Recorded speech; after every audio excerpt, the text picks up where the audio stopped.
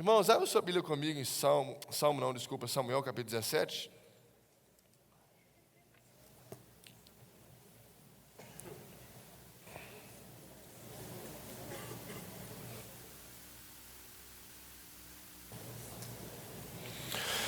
Samuel capítulo 17, é muito provável que você conheça essa história. Agora o Arthur, meu filho mais velho, antes de dormir a gente tem que contar a história para ele. Ele sai assim, pega livro, pega outro livro, e está gostando. Eu sou apaixonado com leitura, o pastor Marcelo também gosta muito de leitura, tantos outros irmãos gostam.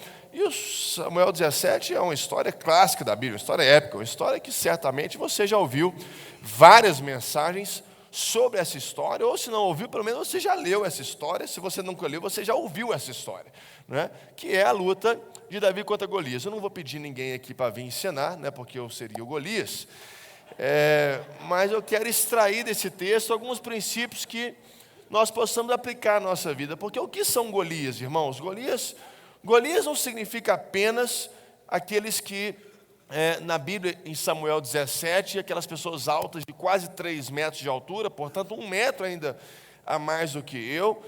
Golias não é apenas o inimigo de Israel. Golias significa, e eu quero que você grave esse conceito, Golias significa tudo aquilo que aparentemente tenta te impedir de viver os propósitos de Deus. Golias, ou gigantes, é tudo aquilo que aparentemente tenta te impedir de viver os propósitos de Deus. E todos nós enfrentamos esses Golias, esses gigantes, que podem ser, por exemplo, fatores externos, contra a nossa vontade. Por exemplo, um Golias que muitas pessoas do nosso país têm enfrentado é o Golias econômico. Um gigante econômico que muitas vezes não nos permite avançar, não nos permite empreender, não nos permite conquistar mais o nosso negócio, a nossa vida profissional. Ou, por exemplo, um Golias, um gigante, pode ser algo interno. Um medo, uma ansiedade, um trauma do passado que muitas vezes te trava os seus sentimentos, trava o seu coração, e você não consegue romper com aquilo, e, portanto, você não consegue mudar alguma coisa que você sente no seu interior. Irmãos, existem gigantes de todas as alturas, de todos os contextos, internos e externos, que aparentemente vão tentar te travar, ou seja, vão fazer com que você não viva os propósitos que Deus tem para você. A minha oração diária, ela é sempre: Senhor, que eu viva todos os propósitos que o Senhor tem para mim. Irmãos, porque percebam, o inimigo pode não fazer você não chegar no céu. Vou trocar as palavras. O inimigo ele não pode te impedir de chegar no céu. Você vai morrer e depois dessa vida, nós com ele vamos morar. Houve salvação no último fôlego de Jesus, quando ele olha na cruz do Calvário, ao lado dele, e lembra de mim quando estivermos no paraíso, hoje estarás comigo no paraíso. O inimigo não pode roubar a sua salvação, mas ele pode te impedir de viver os propósitos de Deus. Ele pode te impedir de viver o que Deus tem para a sua vida. Ele pode te impedir de viver os sonhos e os planos que o Senhor tem para a sua vida e para a sua família. De tal forma que hoje parte da igreja, ela se contenta com a questão de ir para o céu. Mas antes de ir para o céu, nós temos que trazer céu na terra. E trazer céu na terra é viver o propósito de Deus. É encontrar a sua identidade em Deus, avançar nisso, a construir isso, na sua família, no seu trabalho, no seu colégio, na sua faculdade, no seu bairro, no nosso país. Irmãos, nós precisamos viver os propósitos de Deus. Eu não sei qual propósito Deus tem para a sua vida, eu não sei qual sonho Deus tem para a sua vida, mas eu sei que o diabo aparentemente tenta nos travar para não vivermos esse propósito. E, irmãos, aquelas pessoas que conseguem vencer gigantes não nascem prontas. Elas são formadas. Às vezes a gente acha que, não, aquela pessoa lá estudou nos Estados Unidos, e o pai não sei o quê, o avô não sei o quê, uma linhagem, quase uma linhagem real, aquele negócio. Então, é tudo ali, tudo conspira para bem daquela pessoa. E eu aqui, coitadinho de mim, né? Quando eu ia comer o bife, só tinha cebola, que meus irmãos já tinham pegado os bifes tudo, eu não tinha chuteira nova, só tinha chinelo, e não sei o quê, eu sou patinho feio, eu sou o irmão mais novo. A gente acha que os vencedores gigantes nascem prontos. Não é verdade. Vencedores gigantes são forjados ao longo da vida. E com base nessa história, em 1 Samuel 17, Davi e Golias, eu quero compartilhar de forma bem prática com os irmãos 7 marcas de um vencedor de gigantes. Para que nós possamos pedir ao Espírito Santo para gravar isso no nosso coração. Nos dê sabedoria para colocar isso de forma prática e, de fato, vivermos os propósitos de Deus. Porque, repito, gigante, Golias, é tudo aquilo que aparentemente te impede de viver os sonhos de Deus. Tem muita gente travada, tem muita gente paralisada, tem muita gente inerte. Tem muita gente fazendo a oração, pastor, mas aquela oração assim: Senhor, me esconde na sombra do Onipotente, me faz invisível ao olho do diabo, e me esconda na fumaça do Santo dos Santos, e me esconde com a menina dos olhos de Deus. Daqui a pouco você está orando debaixo da cama. Tanto medo de viver, tanto medo de sair de casa, tanto medo de arriscar a sua vida no maior desafio que nós temos, que não é o seu sonho, é o sonho de Deus para você. 7 marcas de um vencedor gigante. Repito, vencedor gigante não nasce pronto, eles são forjados.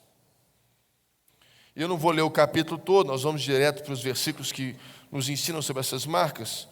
Depois você pode ler a história, você conhece a história. Mas logo no versículo 25, fala assim: diziam uns aos outros: viste aquele homem que subiu para afrontar a Israel?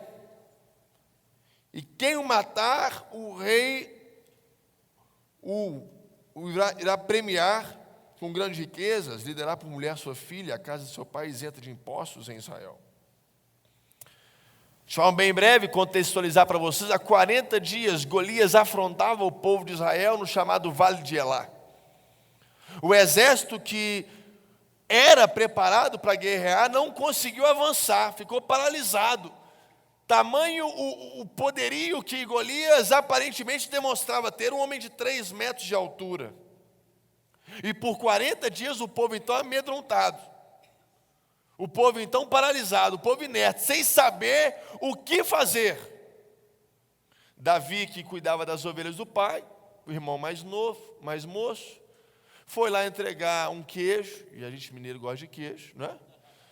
Foi lá entregar um pão de queijo, foi lá pegar notícias dos irmãos, e de repente ele ouve essa cena, ele vê o Vale de Elá, do lado de lá o exército filisteu, do lado de cá o exército de Israel, e não está em guerra, mas havia uma afronta, havia uma desonra, havia uma palavra profética contrária sendo lançada, toda uma situação sendo gerada de tal forma que a cada dia que passava, o exército de Israel se apequenava mais. Ainda mais amedrontado, ainda mais com medo, ainda mais acorrentado às incertezas do que seria e quem seria a pessoa que iria enfrentar Golias. E de repente chega Davi, e as conversas no arraial são aquele tipo de conversa que nós já sabemos. Você viu o tamanho daquele homem? Irmão, você viu o tamanho daquele problema? Você já parou para ver o tamanho das despesas desse mês aqui da nossa casa? Você já parou para pensar a dificuldade que vai ser abrir esse negócio? Você já parou para pensar a dificuldade vai ser mandar um missionário lá para não sei aonde? Você já parou para pensar um tanto de dificuldade que é fazer isso, que é fazer aquilo, que é mudar da Rua Herê aqui para o Vila Cristina? Essa era a conversa. Problema.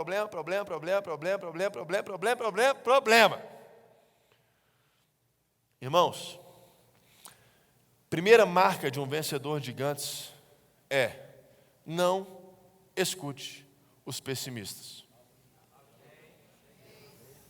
O assunto do arraial de Israel era Golias, o tamanho de Golias, o poder de Golias, a soberania de Golias, a magnitude de Golias, o tanto que Golias era alto, poderoso, forte, invencível. E se Davi se permite dar ouvidos àquela conversa, a fé dele também é apequenada, a fé dele também é afrontada, ele também vai se acovardando. Nós precisamos blindar os nossos ouvidos. É por isso que antes de sair de casa, eu gosto muito de ler jornal. Hoje eu já li o jornal de domingo.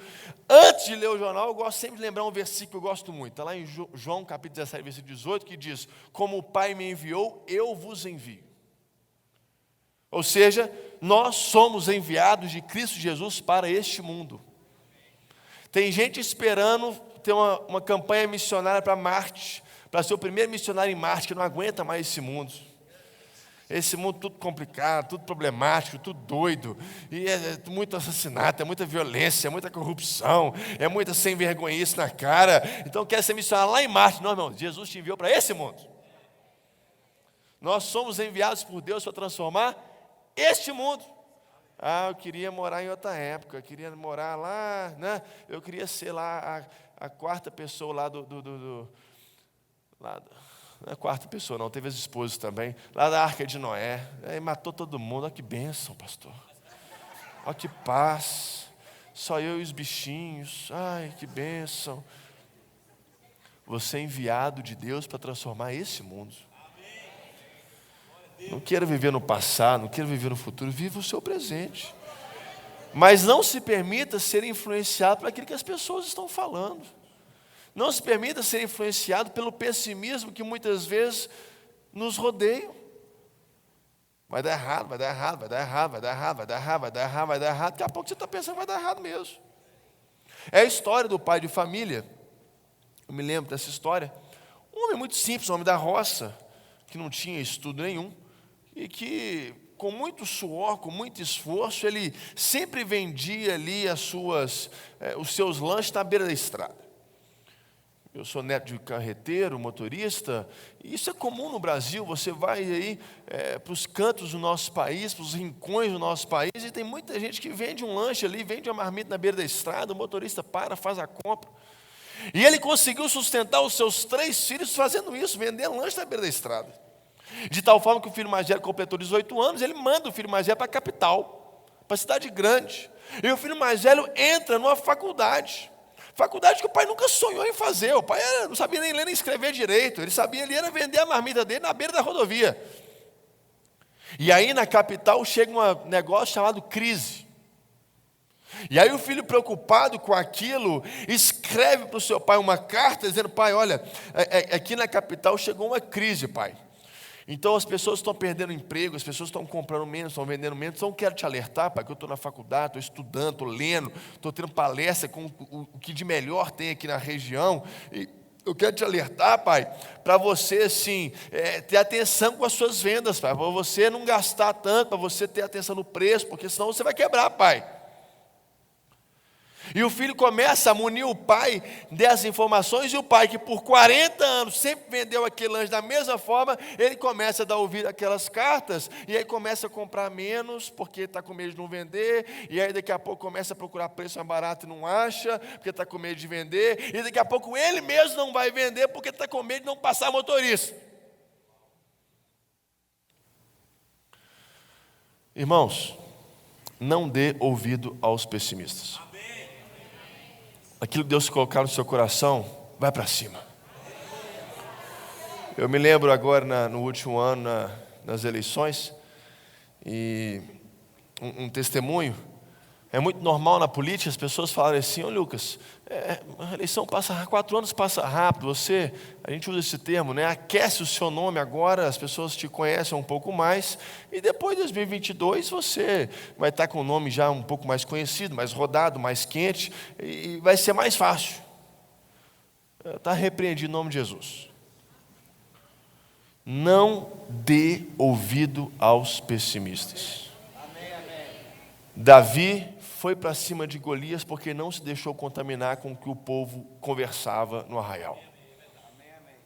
Que o Espírito Santo blinde os nossos ouvidos com aquilo que entra no seu coração e entra nos seus pensamentos.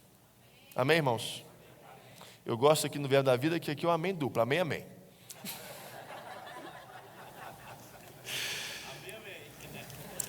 Irmãos, a segunda marca de um vencedor de gigantes está aí no versículo 14.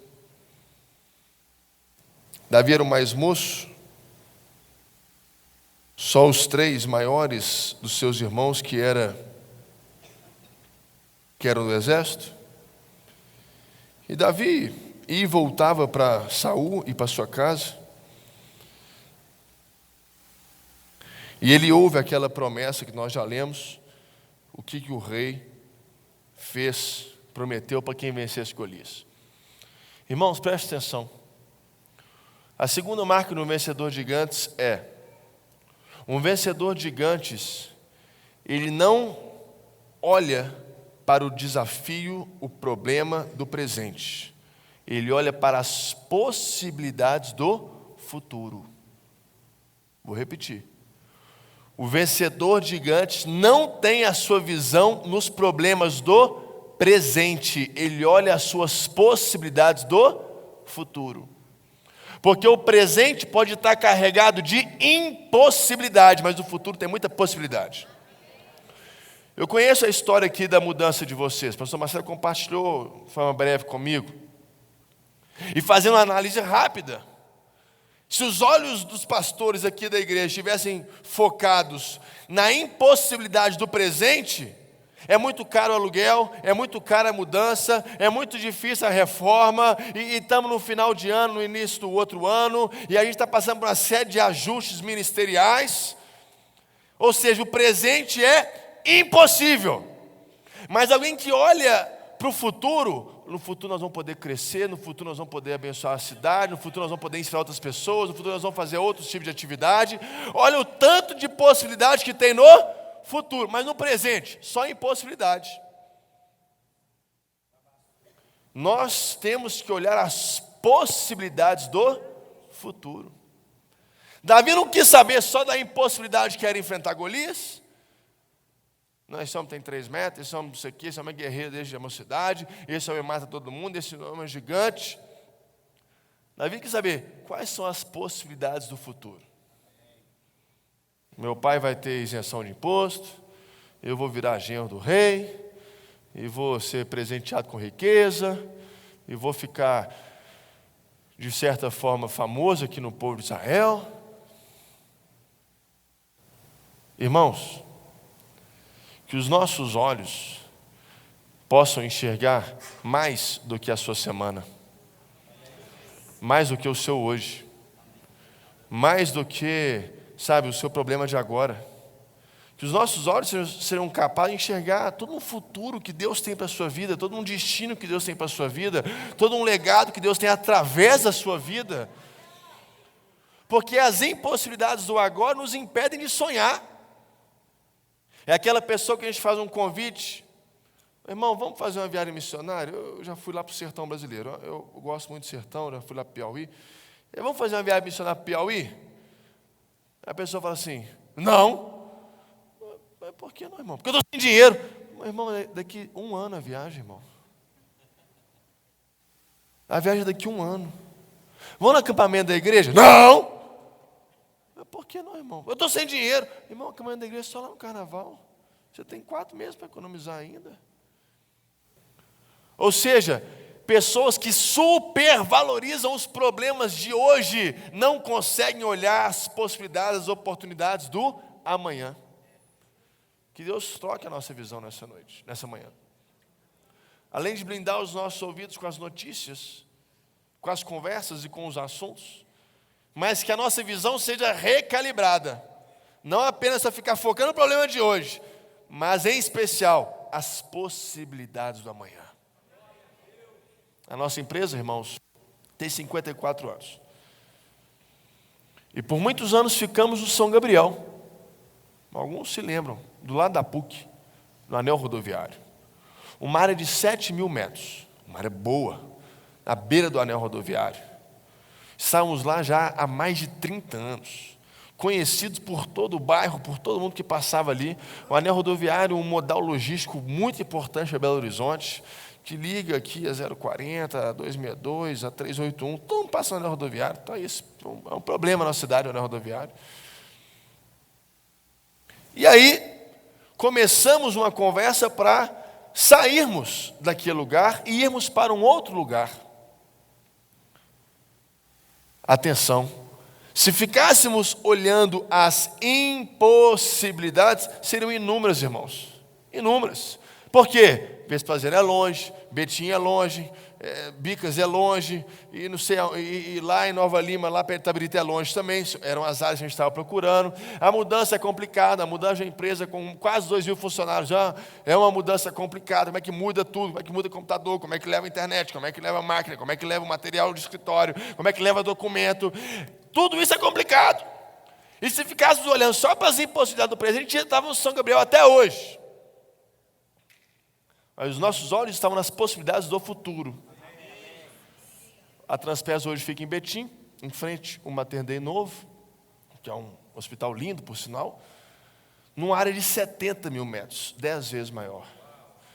Considerada a sede mais bonita de empresa de transporte do Brasil.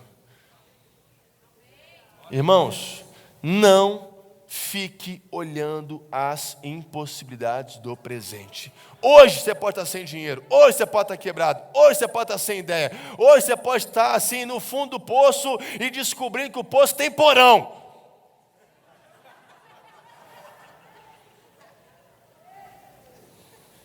Mas o meu Deus é o Deus que transforma água em vinho.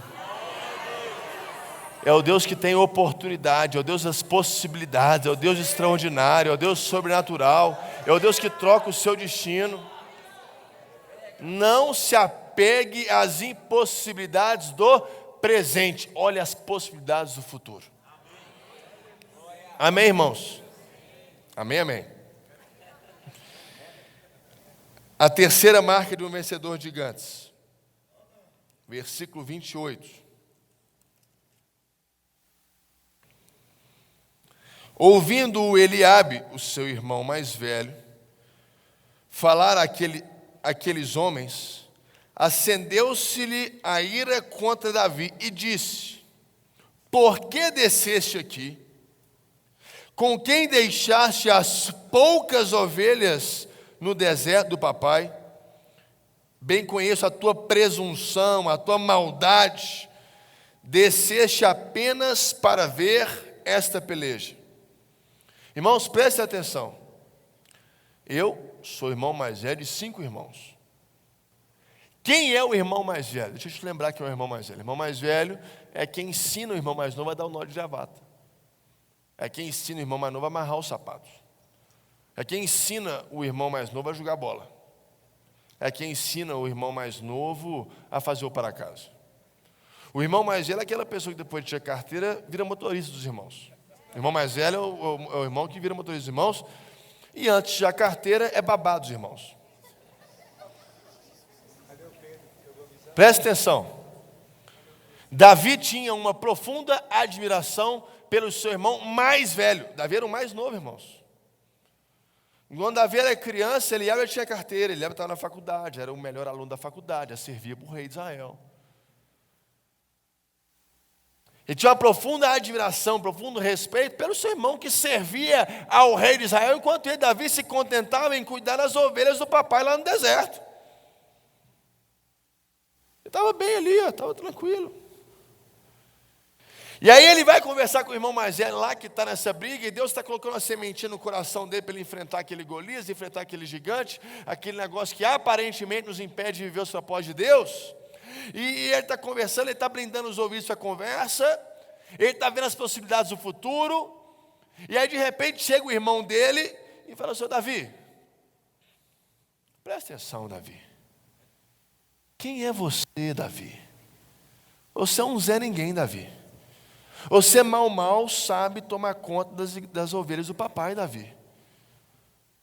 O papai tem 100 ovelhas e deixa tomar conta de 4. As outras 96 é outra pessoa, é terceiriza. Você é ruim demais, Davi. Eu conheço a sua presunção e a sua maldade, Davi. Você está aqui só para rir dos outros. Irmãos, um vencedor de gigantes, terceira marca, sabe lidar com as críticas. E a crítica dói, irmãos. Ainda mais vinha de dentro de casa. A crítica, muitas vezes, vai no mais profundo do nosso coração. Uma crítica vinda dentro de casa pelo seu irmão familiar, pelo seu irmão na igreja, por um líder da igreja, por alguém que você considera na caminhada cristã, essa crítica te deixa completamente paralisado, se você não souber lidar com ela.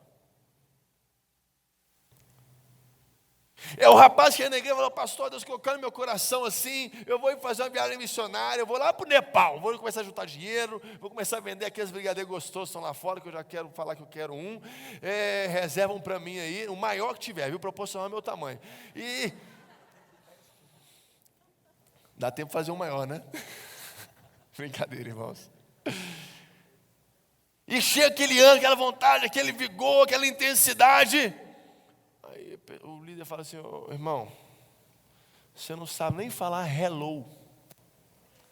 Você nunca foi nem para Guarapari, irmão. O que você quer fazer lá no Nepal? Aquela crítica dói. Aquilo é um banho de água fria. Aquilo é uma coisa que nos paralisa. Muitas pessoas têm sonhos sepultados por causa de críticas que receberam. Era a pessoa que tinha um sonho, um jovem que tinha um sonho de ser um pregador. E eu me lembro a primeira vez que eu preguei. Irmãos, eu preparei um sermão para durar 55 minutos. Deu 8 minutos e tinha acabado. E na minha cabeça passaram-se 55 minutos, irmãos. De tanta ansiedade. 18, 19 anos de idade. Críticas doem.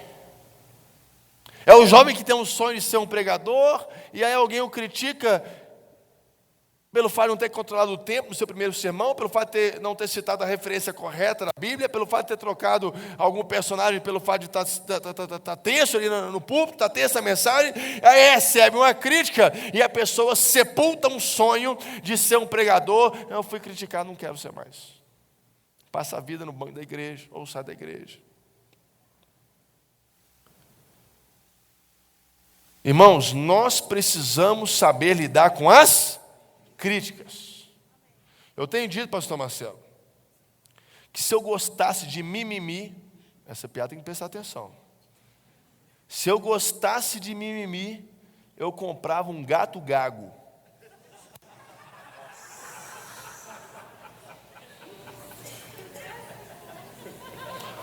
Irmãos, por quê? Porque a gente é tão refém das críticas que estão ao nosso redor, a gente é tão refém daquilo que as pessoas falam de nós, a gente se faz de tão vítima, tão coitado, tão pobre de mim, que eu não dou conta de nada, tadinho de mim, tadinho de mim, tadinho de mim, e é um mimimi danado. Ninguém olha para mim, o pastor passou por mim, nem me cumprimentou no shopping, meu aniversário ninguém me ligou, e eu convidei aqui, ninguém veio. E a pessoa pega o celular e fica esperando receber um WhatsApp. Ninguém me manda o WhatsApp, pastor. Manda o seu WhatsApp, irmão. Manda o seu uma mensagem para alguém. Abençoe você a vida de alguém. Não fique esperando, não. Saibamos lidar com as críticas. Com as críticas. Eu jogava tênis na minha adolescência. Só que eu sempre fui muito alto. E eu cresci muito depressa.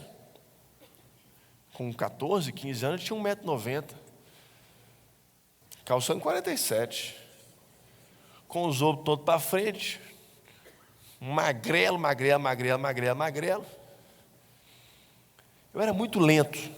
Muito lento. Para ganhar de mim no tênis era fácil. Era só a pessoa começar a jogar de um lado para o outro. Se ela conseguisse devolver meu saque, que era um saque forte pela minha altura, eu ia perder o ponto, porque eu era muito lento, irmão. Pensa num cara lento, lerdeza mesmo. Daqui até ali, todo mundo chegou e eu ficava para trás. Eu me lembro nos treinos físicos que eu fazia, a gente treinava em quadra de 2 às 4, 2 às 5, e depois treino físico, treino de performance de corrida. Eu sempre ficava em último e, portanto, sempre pagava as prendas. E sempre fui muito zoado por causa disso. Mas isso nunca foi capaz de me impedir de continuar jogando tênis. Porque eu gostava do esporte. Gostava do treino. E sempre falei que o tênis me ensina muito mais do que ganhar um set ou perder outro set. Mas ensina a respeitar o adversário, ensina o trabalho em equipe, ensina a perseverança, a disciplina. Não deixe as críticas te paralisarem. Saiba lidar com elas. Transforme ela num feedback positivo, algo para você melhorar, algo para você se capacitar, algo para você se atentar. Transforme essas críticas em algo que vai te motivar para a sua vida. Transforme essa crítica em um combustível que vai alavancar a sua fé. Não deixe as críticas te paralisarem. Eliabe mirou a cabeça de Elias e falou, de Davi, e falou assim: Davi, você é maldoso, você é presunçoso, você é mal, cuida das poucas ovelhas do papai. Se fosse muitos de nós naquele dia, aquela hora, eu falei assim, é verdade, Eliabe, outro dia uma ovelhinha lá passou mal, ficou gripada, eu não dei conta de resolver, eu vou lá tomar conta dela agora, e ir embora. Enquanto que aguardava ele era a maior vitória do povo de Israel. Não saiba lidar com as críticas, irmãos. Críticas são para alavancar a sua fé. A crítica é para te deixar uma pessoa mais intensa, mais intencional, mais forte. Amém, irmãos? A quarta marca de um vencedor de gigantes, versículo 38. Saul vestiu em Davi a sua armadura e lhe pôs sobre a cabeça um capacete de bronze e o vestiu em uma couraça. Davi cingiu a espada sobre a armadura, experimentou andar, pois jamais havia usado. Presta atenção, nunca tinha usado uma armadura. Então disse Davi a Saul: não posso andar com isso, pois nunca usei. E Davi tirou aquilo de sobre si. Versículo 40. Tomou o seu cajado na mão, escolheu para si 5 pedras lisas do ribeiro e as pôs no alforje de pastor que trazia, a saber no surrão. E lançando mão da sua funda, foi-se chegando ao filisteu. Irmãos,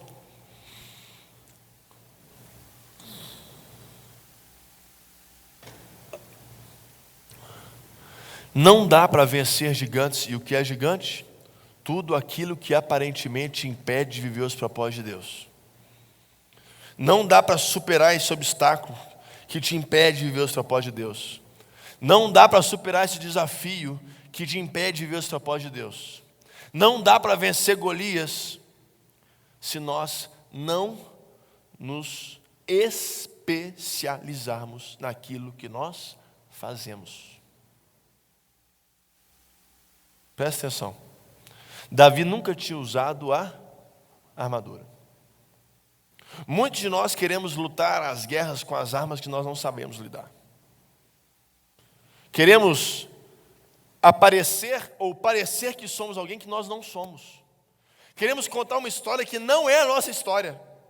Não, porque, sabe, eu sou uma pessoa assim, super capacitada, super gabaritada. E a gente começa a mentir da nossa própria história. E a gente começa a acreditar nessa história nossa que é falsa. E a rede social é um sucesso para isso, porque você posta o que você quiser. E aí você começa a disseminar no imaginário das outras pessoas que você é um cara assim, é você e o Popeye juntos.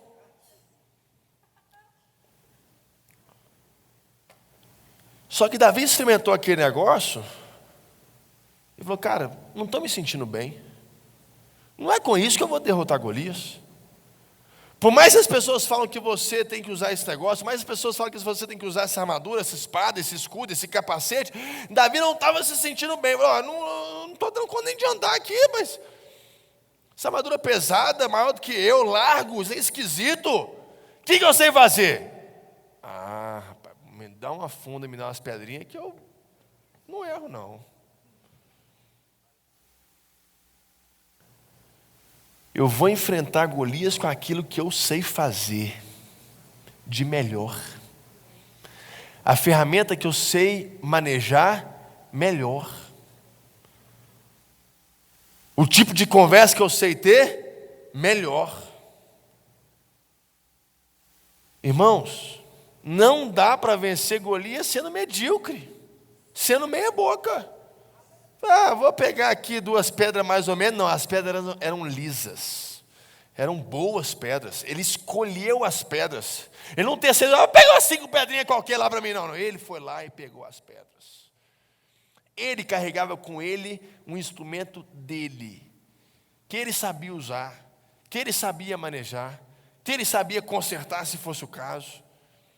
Não era de terceiro, não era de alguém. Me dá emprestado um negócio aí, pastor, deixa eu ver. Deixa eu tentar esse negócio aí, me manda um negócio aí que eu vou tentar fazer. Não. Se especialize naquilo que você faz. Seja uma pessoa de excelência. Seja uma pessoa de excelência. Irmãos, eu me preocupo com isso porque eu nunca vi Jesus fazendo um milagre meia boca. Curar um cego de um olho só. Um paralítico de uma perna só. Nunca vi. Nunca vi. Tem um texto que gera assim uma certa situação bíblica, quando Jesus cura um cego, e ele fala assim, o que você está vendo? E aí aquele cego responde, estou vendo homens como árvores. Depois você pode estudar o texto, o pastor Marcelo pode nos dar uma aula sobre o texto, mas eu não acho que Jesus errou o milagre não, irmão. Eu acho que aquele rapaz começou a ver a mais do que era para ele ter visto. Porque a Bíblia fala que Deus nos vê também como árvores. Jesus não é milagre. Quando Deus cria a terra, lá em Gênesis, Ele olha para a terra e fala que tudo que Ele fez é muito bom. Tudo é muito bom. Se nós devemos refletir e somos imagem e semelhança de Deus, e tudo que o nosso Deus faz é muito bom, por que nós que somos imagem e semelhança de Deus fazemos coisas meia boca? Será que estamos refletindo a glória de Deus sendo homens e mulheres meia boca? Se o nosso Deus é um Deus de excelência, é um Deus que faz tudo muito bom. E o que é excelência? Esse é um conceito que eu bato muito porque a gente vai se apequenando no nosso conteúdo no dia a dia. O que é excelência? Excelência é você fazer o seu melhor nas suas atuais condições, enquanto você não tem condições melhores para fazer melhor ainda. Vou repetir. Excelência é você fazer o seu melhor nas suas atuais condições, enquanto você não tem condições melhores para fazer melhor ainda. Vai fazer café da manhã. Hoje, eu acordei, o Arthur acorda 5h40 da manhã, irmãos, é uma benção. E aí eu e Gabi temos um combinado. Um dia eu acordo e fico com ele, outro dia ela acorda e fica com ele. Ele dorme cedo. Ontem a gente ficou vendo o filme até tarde. Dormimos, hoje era o dia dela. E aí acorda, fica com o Arthur e tal. Ali pelas 8 horas eu levanto. E aí fomos tomar café. Café da manhã, de domingo. Um café mais rápido, mais breve. Domingo a gente está sempre na igreja. E aí tinha um ovo. Um ovo. Eu sei que a minha esposa fez o melhor ovo mexido que ela podia ter feito com um ovo. E eu e Arthur comemos o ovo. O menino come, viu, pastor? Eu já tinha tomado café, já tinha tomado mamadeira, já tinha comido fruta e comeu o meu ovo. Mas presta atenção. Às vezes a gente pensa o seguinte: não, meu ovo mexido, só vou fazer um ovo mexido bom se tiver uns 4 ovos, bacon, queijo, requeijão, não sei o quê, 3 torradas. Você nunca vai fazer um ovo mexido bom. Comece a fazer o seu melhor com o que você tem hoje. O que você tem hoje? Eu me lembro quando eu comecei a trabalhar na Transpes. Eu trabalhava na Transpes de tarde e eu queria trabalhar o dia inteiro. Estudava direito à noite na faculdade, com 18 anos. Então, entrei na faculdade, entrei na Transpes. Só que meu pai naquela ocasião falou: Lucas, você é muito jovem, não precisa trabalhar o dia inteiro, você tem que tirar carteira, tem que estudar outras coisas, trabalho é meu horário. Eu queria trabalhar o dia inteiro. O que eu fiz? Arrumei outro emprego. Meu pai falou: pai, eu vou trocar o turno da Transpes para amanhã, porque eu trabalho na Transpes de manhã, trabalho no escritório de advocacia à tarde, o escritório é perto da faculdade, vou para a faculdade à noite. Tá bom. E aí, comecei a trabalhar lá, 1 mês, 2 meses, 3 meses, 4 meses, 5 meses, 6 meses. Quando deu 6 meses de trabalho, surgiu uma vaga na empresa para trabalhar o dia inteiro. Um contrato novo que havíamos ganhado, que estava montando uma equipe e precisava lá de um auxiliar para trabalhar naquela equipe. Falei: pai, olha, eu gosto muito da empresa, mas eu estou ganhando, mesmo tanto que eu ganho aqui, eu ganho lá. Lá mais perto da faculdade. Lá é o escritório de advocacia. Ou seja, deixa eu te explicar o que é escritório de advocacia, irmão, para quem trabalha com transporte igual eu. Eu, de manhã, ia para a empresa, para transporte, né? Empresa de caminhão. Aí tinha o que lá? Tinha motorista, borracheiro, caminhão, fazendo manobra o dia inteiro, buzinando, cliente ligando, brigando o dia inteiro. É a coisa de doido. Escritório de advocacia. Eu chegava lá de blazer, gravata. Tinha um cafezinho, um cappuccino, achocolatado, sem chocolate, ar-condicionado ótimo, tudo da minha idade, todo mundo legal, todo mundo gente boa. Empresa de transporte. Esse filho do dono aí não faz nada. Lá no estágio. Não, o Lucas é um bom estagiário e tal. Eu falei: pai, eu acho que tá meio esquisito esse negócio aqui, eu estou querendo, né? Ele falou: não, surgiu uma vaga aqui e tal, trabalha aqui com a gente o dia inteiro e tudo. Eu gostava muito da empresa, até hoje gosto muito da empresa. Saí do meu escritório, do meu estágio e fui trabalhar na Transpes o dia inteiro em outro setor. Quando cheguei lá para trabalhar, eu que no estágio tinha uma mesa só para mim, um lugar para colocar o blazer. Sabe aquele negócio, irmão? Uma maquininha de café do lado, uma benção, internet, computador. Cheguei para trabalhar, pastor, na minha salinha nova na Transpes, todo bonito. E aí perguntei para o gerente novo que eu tinha, falou: com licença, eu vou trabalhar com vocês e tal. Onde que é a minha cadeira? Eu falei: ali. Eu falei: ali aonde? Eu não estou vendo cadeira. Aí você vai pegar uma cadeira qualquer, colocar do lado da impressora e o que eu mandar imprimir, você vai trazer para mim aí hoje. Eu falei: não é possível. Eu troquei um escritório de advocacia para sentar do lado da impressora. Eu fiquei do lado da impressora 3 dias. Até um telefone tocar, uma outra pessoa que trabalhava na nossa sala chegou atrasado no dia, uma questão pessoal. O telefone tocou, 8h30 da manhã, eu atendi. E daquele telefone em diante, eu costumo dizer que aquele telefone mudou a minha vida. Por quê? Porque um telefone era uma pessoa que falou mais ou menos assim: aí é Transpes Minas? Eu falei: é? Quem está falando? É o Lucas. Cadê minha carreira que não chegou aqui, não sei o quê, eu estou precisando da minha carga, esperando, o motorista não está aqui, eu estou tentando falar com ele, ninguém manda o telefone dele. Eu falei: senhor, posso anotar seu telefone? Eu vou te ligar daqui no máximo 30 minutos para resolver o seu problema. Eu não sabia no BO que eu estava entrando. Meu gerente chegou, perguntei para ele: cara, aí o gerente falou: não, nós nem mandamos carreta, Lucas. Ele nem confirmou o pedido. Eu falei: meu Deus do céu. Mas aí eu comecei a me apaixonar pela área operacional da empresa. E comecei a perceber o tanto de melhorias que poderiam ser feitas na parte operacional da empresa, atendimento aos nossos clientes. Mas eu só atendi aquele telefone porque eu tive a capacidade de, por 3 dias, ficar pegando papel na máquina do Xerox. Enquanto você estiver pensando que quanto você ganhar mais, você vai trabalhar melhor. Quando você tiver mais tempo livre, você vai estudar mais. Quando você quer acontecer, você vai fazer algo diferente. Esse dia nunca vai chegar. Seja uma pessoa de excelência hoje. Faça o seu melhor hoje. Faça o seu melhor com o que você tem na sua mão. Se é um ovo, faça o melhor ovo mexido. Se é uma latinha de leite condensado, façam os melhores brigadeiros. Se é uma pessoa que sabe cantar uma música só, faça o melhor louvor de uma música só. Porque se você esperar saber o repertório todo aí dos feras do louvor, para um dia ministrar louvor, você nunca vai fazer louvor. Irmãos, que voltemos a pedir ao Espírito Santo que nos impulsione a sermos homens e mulheres de excelência. Eu postei um vídeo no meu Stories ontem. Para quem quiser assistir, eu não estou aqui. Mas um vídeo mais ou menos assim. É um pastor americano que pega 2 pacotes.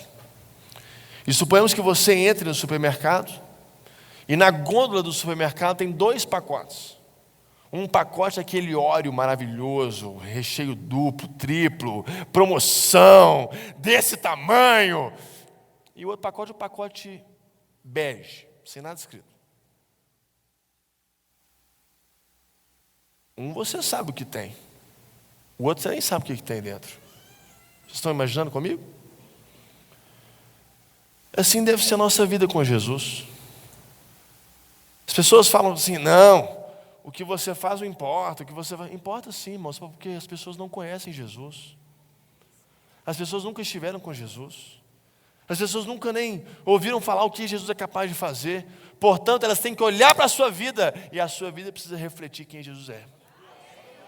Você tem que olhar para o pacote de biscoito e saber o que tem dentro. Você olha para um outro pacote de biscoito, você não sabe o que tem nada dentro. Esse pacote bege não fala o que tem dentro. E muitos de nós são pacotes bege. Não, a pessoa tem que ter um encontro com Jesus lá no quarto dela. A pessoa tem que ter um negócio, tem que ter um anjo e tal, não sei o quê. E a sua vida não retrata quem Deus é. Não, irmão, a nossa vida precisa sim retratar quem Deus é. A pessoa tem que olhar para você e saber o que tem dentro. O que tem dentro é Jesus. É o Espírito Santo de Deus que nos impulsiona a sermos homens e mulheres de excelência. Homens e mulheres que tudo que fizermos, façamos para a glória de Deus. E por isso fazemos com o nosso melhor. Por isso fazemos com alegria. Por isso fazemos com gozo, com intensidade do nosso coração. Lá no texto no Evangelho de João, se eu não me engano, aquele caso, Mateus, desculpa, aquele caso que Maria quebra o vaso de alabastro, e tem até uma canção, algumas canções com essa história. Jesus vai dizer, ela fez o que ela podia ter feito. E mais, ela derramou todo o perfume. Além do que ela fez o que ela pôde fazer, ela fez o melhor que ela podia fazer. Que essas sejam as nossas atitudes.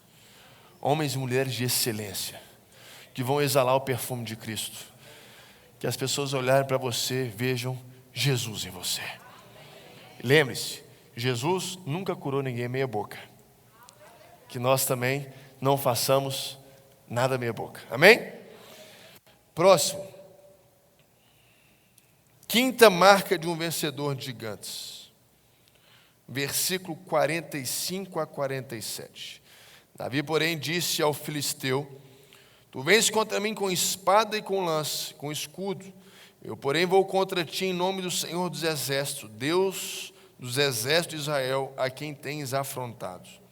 Hoje mesmo, o Senhor te entregarás nas minhas mãos, ferir-te-ei, e tirar-te-ei a cabeça, e os cadáveres do arraial dos filisteus darei, hoje mesmo, às aves dos céus e às bestas feras da terra, e toda a terra saberá que há Deus em Israel. Saberá toda a multidão que o Senhor salva, não com espada, nem com lança, porque do Senhor é a guerra, e Ele vos entregará nas nossas mãos.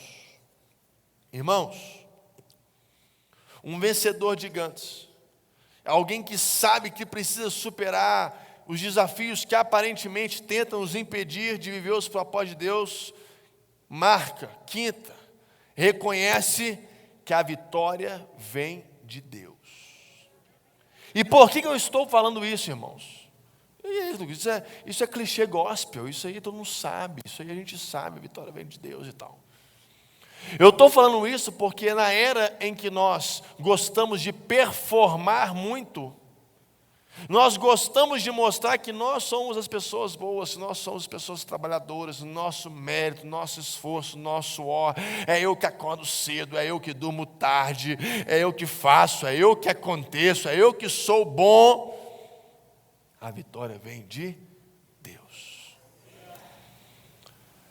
Vocês vão se lembrar, eu tenho que contar essa história. Vocês vão se lembrar de José do Egito, quando ele foi para a prisão. E lá na prisão ele se transformou em um funcionário muito bom, inclusive, excelente.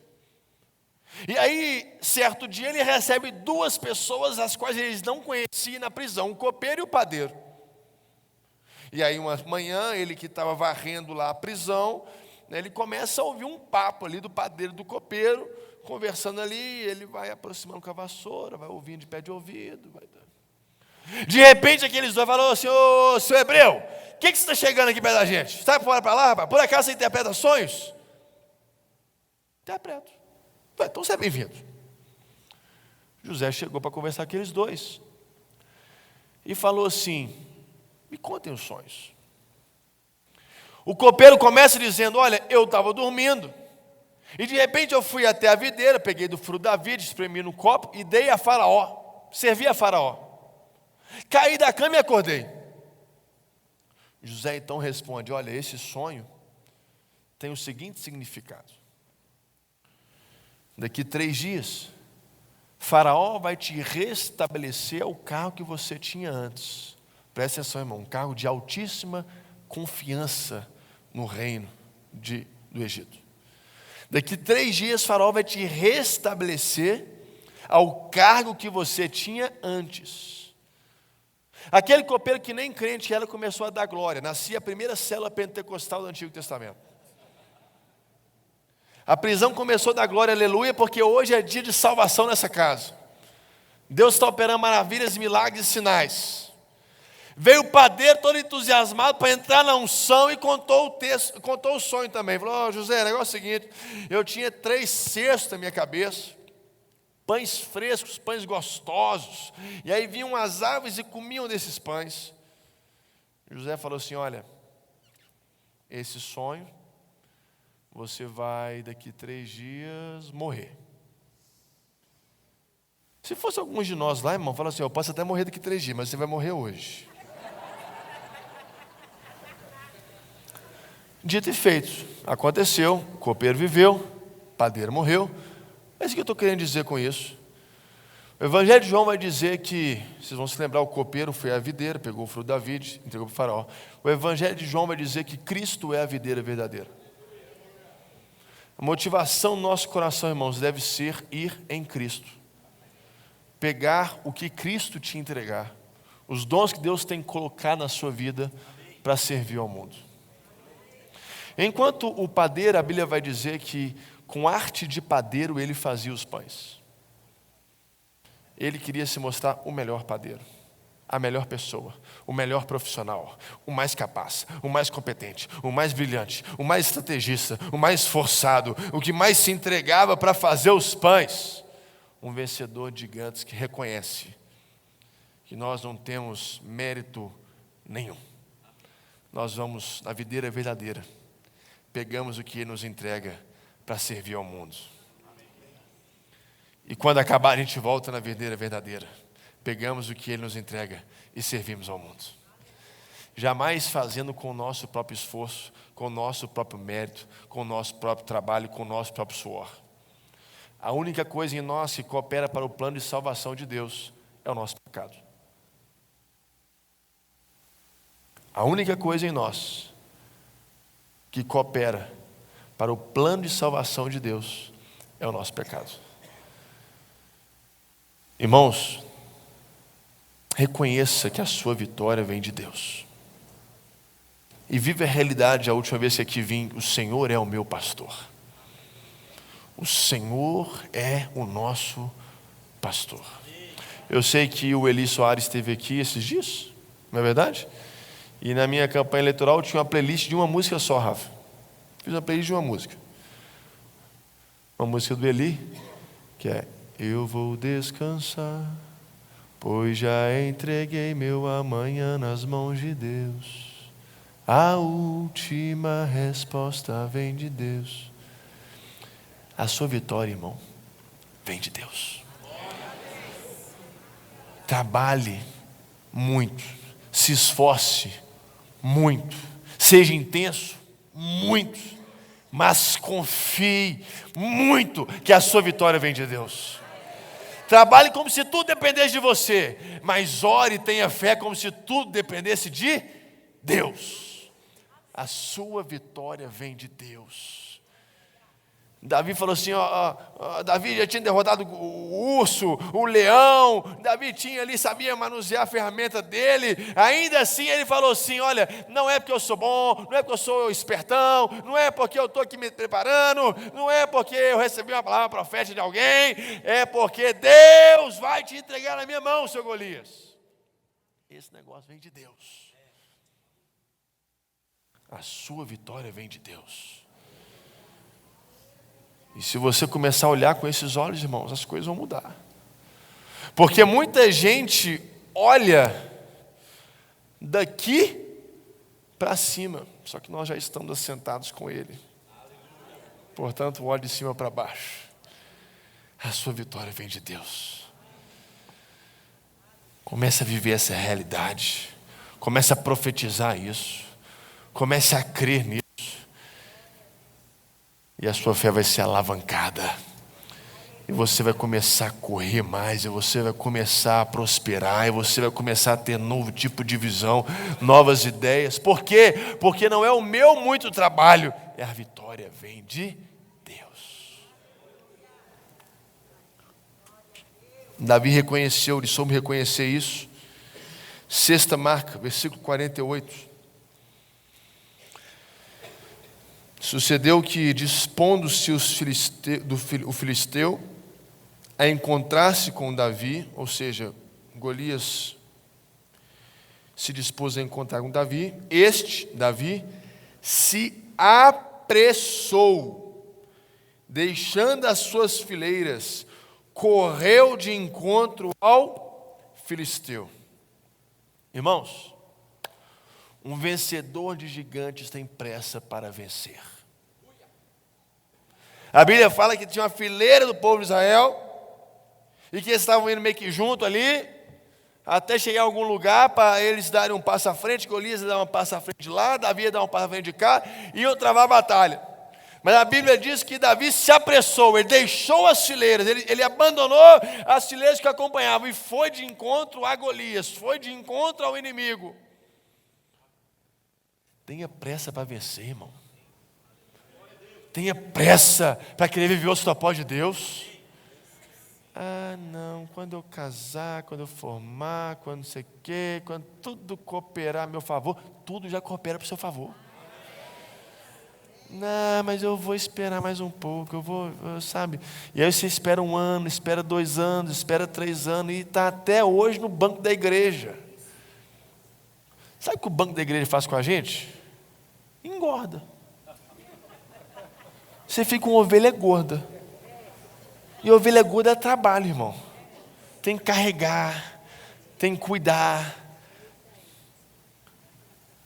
Nós não fomos feitos para ficar no banco da igreja. Nós somos feitos para sermos abastecidos na igreja e abençoarmos as pessoas. O milagre do vinho, da água do vinho que eu já citei aqui, tem muita água aí, irmão. Transforma essa água em vinho. Transforme a tristeza das pessoas em alegria. Transforme a falta de esperança em esperança. O ceticismo em fé. Eu preguei esse texto no dia 30 de dezembro do ano passado, aqui na igreja.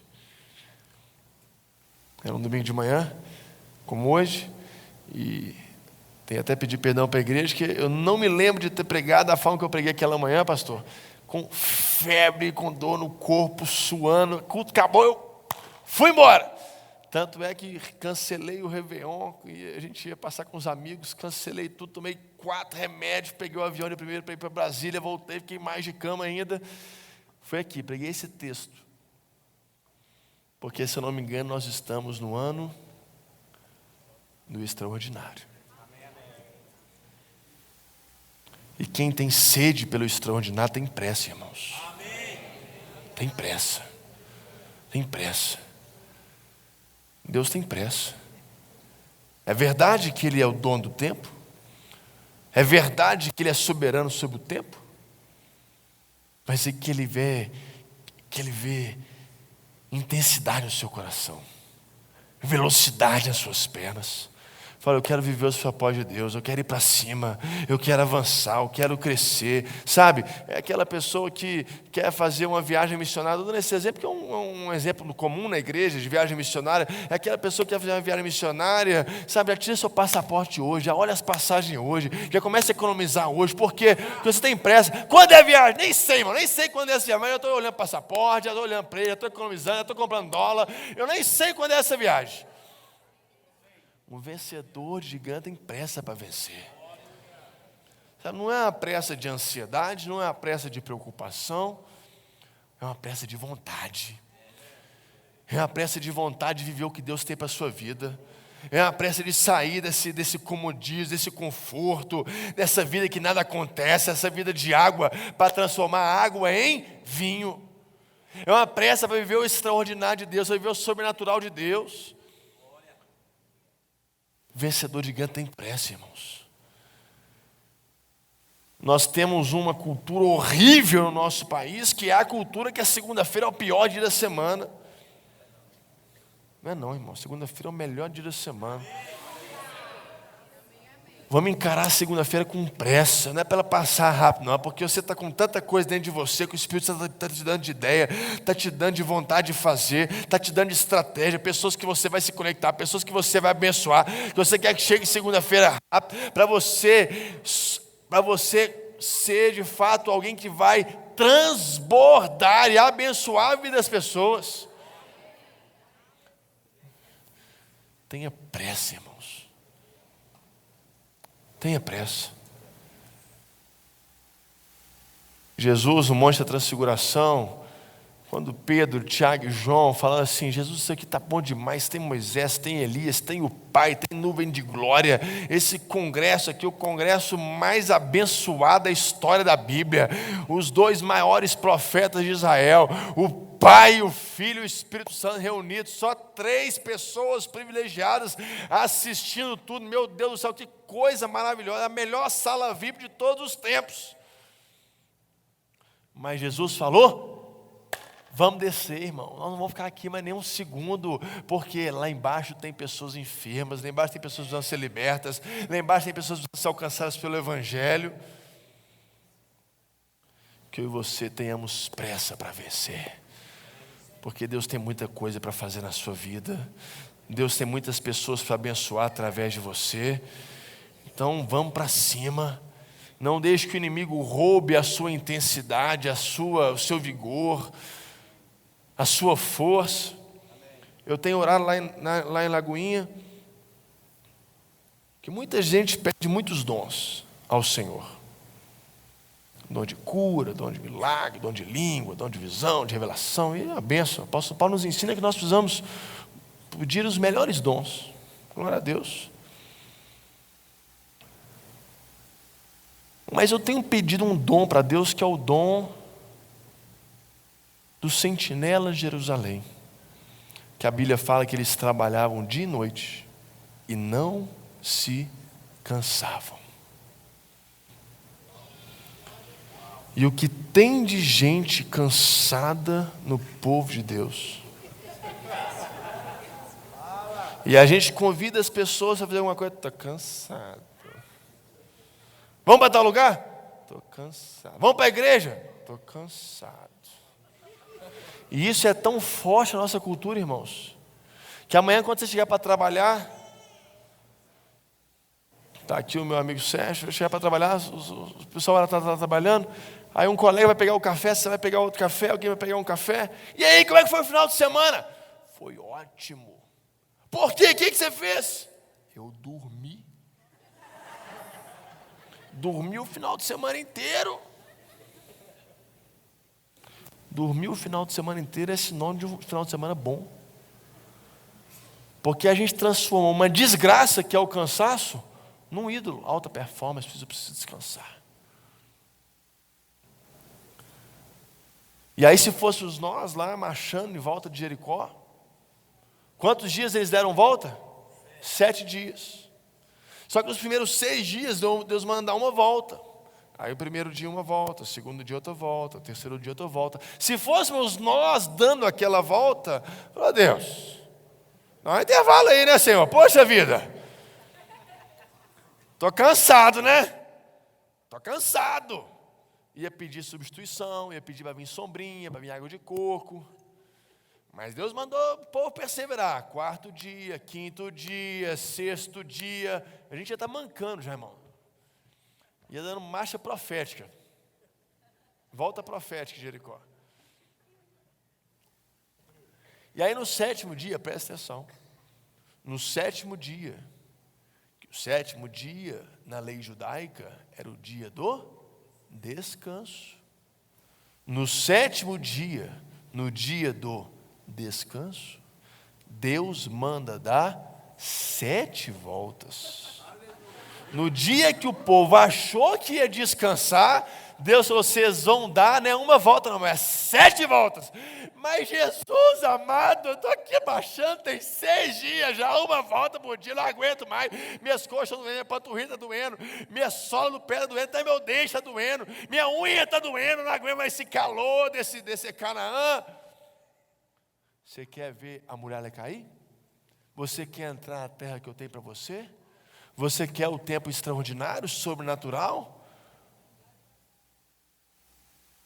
Marche, enquanto o povo está pensando e querendo em descansar. A nossa mentalidade nos leva para o oásis. A nossa mentalidade nos leva para a Coca-Cola, para o sorvete de flocos, para o sofá. E Deus quer nos levar para darmos 7 voltas mais, para que você veja as muralhas caindo. O que era a muralha? Mesma coisa que Golias. Alguma coisa que aparentemente impedia o povo de viver o propósito de Deus. Era a muralha, era Golias. Mas se nós queremos superar esses desafios, precisamos ter pressa para vencer. E aí, porque o povo tinha pressa para vencer, deram uma volta, deram 2 voltas, 3 voltas, 4 voltas, 5 voltas, 6 voltas. Chegou o 7º dia, deram 7 voltas no 7º dia e as muralhas caíram.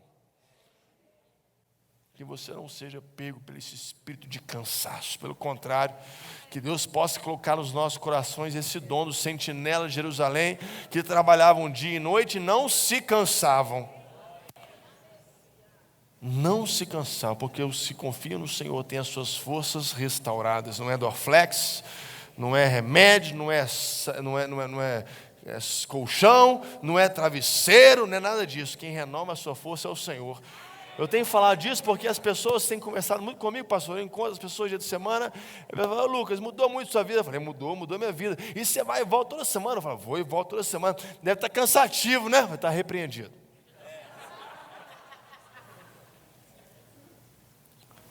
Tenha pressa para vencer. Última marca de um vencedor de gigantes. Versículo 52.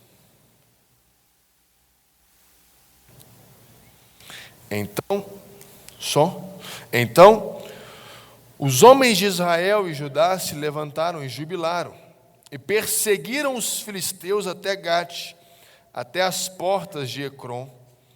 E caíram filisteus feridos pelo caminho, de Saraim até Gate, até Ecrom. Voltaram os filhos de Israel de perseguir os filisteus e lhes despojaram os acampamentos. Tomou Davi a cabeça dos filisteus e trouxe a Jerusalém. Porém, as armas dele pô-las Davi na sua tenda. Irmãos, um verdadeiro vencedor de gigantes, eu já estou encerrando, um verdadeiro vencedor de gigantes, blinda os seus ouvidos, sabe lidar com as críticas, coloca os seus olhos nas possibilidades e nas oportunidades do futuro. É alguém que se especializa naquilo que faz, alguém de excelência, tem pressa para vencer, reconhece que a sua vitória vem de Deus. E por último, é alguém que coopera para que outros também vençam os seus gigantes. Enquanto você estiver preocupado só com o seu gigante, você nunca vai vencer o seu gigante. Enquanto você estiver preocupado só com o seu umbigo, só com a sua vida, só com a sua história, só com o seu sucesso, só com o seu sonho, você nunca será um vencedor de gigantes. Um verdadeiro vencedor de gigantes coopera para que outros também cumpram os seus propósitos em Deus. Davi não matou Golias e foi para casa, e foi afrontar e confrontar e conversar com Saul. A Bíblia diz que a guerra continuou.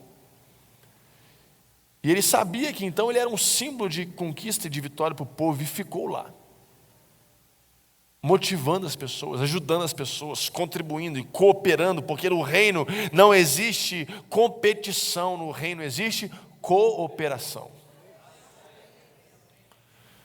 Irmãos, Deus vai colocar algumas pessoas no seu coração. O Espírito Santo vai colocar alguns nomes no seu coração, para que você ajude estas pessoas a superarem os gigantes que elas estão enfrentando. Talvez você diga essa manhã: pastor, mas o meu gigante é grande demais. O meu gigante é 4 metros de altura, é um medo, é uma ansiedade, é uma circunstância, é um problema, é uma questão profissional, é uma questão financeira, é uma questão de saúde.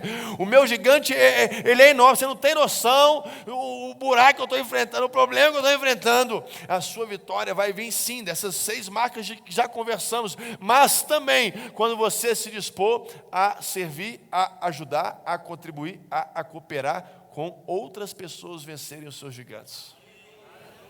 E enquanto você ajuda o outro, Deus ajuda você. Enquanto você abençoa a vida do outro, Deus abençoa a sua vida. Enquanto você se dedica ao outro, Deus se dedica a você e a sua família. Irmãos, coopere com outras pessoas. Leve outras pessoas a vencerem os seus gigantes. Leve outras pessoas a realizarem os sonhos delas, não os seus, delas. Às vezes você não tem nada a ver com isso. Você nem concorda muito com o negócio, você nem conhece muito o negócio. É aquela pessoa que vem de vez em quando na igreja, e vou dar esse exemplo, vou bater nesse exemplo uma vez mais. É a pessoa que vem uma vez na igreja e fala que vai fazer uma viagem missionária, e a pessoa fala assim: vou lá para o Nepal. Por que você vai lá para o Nepal, irmão? Aqui, ó, está cheio de miséria aqui pertinho da gente, aqui, Vale de Jequitinhonha e tudo, aqui, pertinho, Esmeraldas, as comunidades de Belo Horizonte, tudo. Por que você vai lá para o Nepal? E esse ceticismo toma conta do nosso coração, irmão. Não ceda espaço de coisa. Irmão, se Deus colocou no seu coração para ir para o Nepal, eu vou te ajudar a ir para o Nepal. E que Deus levante outra pessoa para ir aqui para o Vale de Jequitinhonha. E quando Deus levantar, eu vou ajudar também. O interessante é que essas pessoas criticam, né? E aí, vamos para o Nepal? Não, vai no Nepal muito longe, isso aqui, vamos aqui no Vale de Jequitinhonha. Então vamos para o Vale de Jequitinhonha? Não, também não, estou sem agenda para ir. Vamos aqui mais perto, vamos aqui na Pedreira, ali em frente à Lagoinha. Então vamos na Pedreira? Não, na Pedreira eu não posso ir não, porque também já tive uma situação lá, sabe? Já ouvi falar uns casos lá que eu não vou também não. Então para com isso, irmão. Vamos abençoar as pessoas que Deus tem colocado para ir para o Nepal, Vale de Jequitinhonha, para a Pedreira, onde quer que for, que nós sejamos pessoas que vão cooperar umas com as outras e permitir com que as pessoas possam viver os propósitos que Deus tem na vida delas. A pessoa que mais deve incentivar a esposa não é a líder de mulheres da igreja, não é a pastora de mulheres da igreja, é o marido. A pessoa que mais deve incentivar o marido não são os amigos, não é o grupo de WhatsApp, não é o chefe, não é o pastor, é a esposa. Quem deve incentivar os filhos são os pais. Quem deve incentivar o pastor são os membros, e o pastor incentivar a igreja. E nisso nós vamos cooperando uns com os outros. E que Deus tire do nosso meio nesta manhã todo espírito de competição, de vaidade, de egoísmo, de inveja. Mas que a gente possa entender, irmãos, que Deus tem um propósito para a vida individual de cada um de vocês. E tem um espaço neste muro para cada sentinela que se encontra aqui esta manhã. Para cada homem, para cada mulher há um propósito, há um sonho, há um destino, há uma vocação de Deus para cada um de nós. A gente não pode querer entrar em campo e todo mundo querer bater o pênalti. Não. A gente tem que entender que alguns são lateral direito, outros são esquerdo, outros são atacante, outros são meios, outros são volante, outros são zagueiro, outros são goleiro, outros como eu são gandula. É bom demais ser gandula. Você só corneta os outros, só fala, só fica papeando, não fica suado, não corre o risco de ficar machucado, não entra quando meia quadra. Que nós possamos incentivar uns aos outros a cumprirem os propósitos de Deus na vida deles. Que você se preocupe menos com você, mais com os outros. Porque o Evangelho, irmãos, o Evangelho não tem nada a ver com você. O Evangelho tem tudo a ver com a pessoa que está do seu lado. O Evangelho não tem nada a ver com você. O Evangelho tem tudo a ver com a pessoa que está do seu lado. Certa vez um jovem da igreja disse para mim: pastor, você ora pelo Joãozinho da minha sala, pastor, ele está passando uma situação tão difícil, tão complicada, está assim tão distante de Deus. Eu falei: irmão, não oro não. O que é isso, pastor? Você é pastor, tem que orar, ué. Eu não conheço o Joãozinho, nunca vi o Joãozinho. Quem Deus colocou do lado do Joãozinho foi você. Ajude você, o Joãozinho. Deus te abençoe. E Deus abençoe vocês.